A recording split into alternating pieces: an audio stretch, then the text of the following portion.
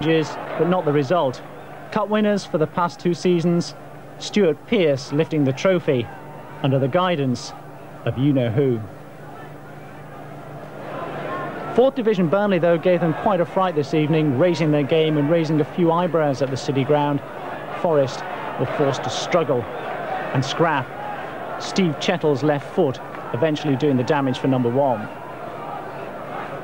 To make matters worse, Burnley had Steve Davis sent off for, you guessed it, a second bookable offence. Looked a little harsh, though. But they wouldn't lie down the second half, and Keith Mumby pulled them back into the tie, 1-1.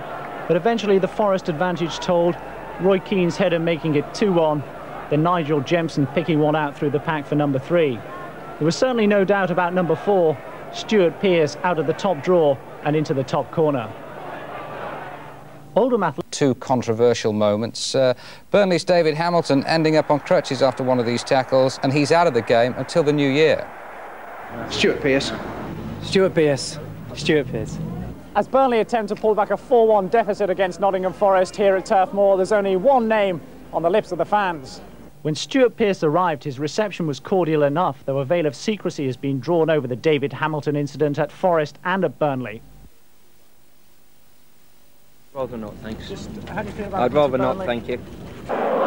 It's on the pitch that Stuart Pearce does his talking. The Burnley fans talked all game to him, hurling abuse.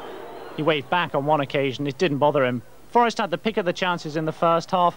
Gary Crosby just couldn't connect with Roy Keane's cross.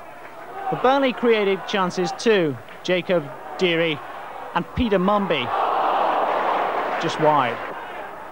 Second half, no Ron Futcher for Burnley. John Francis had stepped into his breach, but Mark Crossley was good enough. To derision, Stuart Pearce lined up for a typical 30-yarder, hitting Chris Pearce's left-hand post. But it wasn't Burnley's night. John Deary again, tipped over by Crossley. Then fittingly, Stuart Pearce created the only goal. Gary Crosby jinking and coming up with the one that really counted. 5-1 to Forest on aggregate.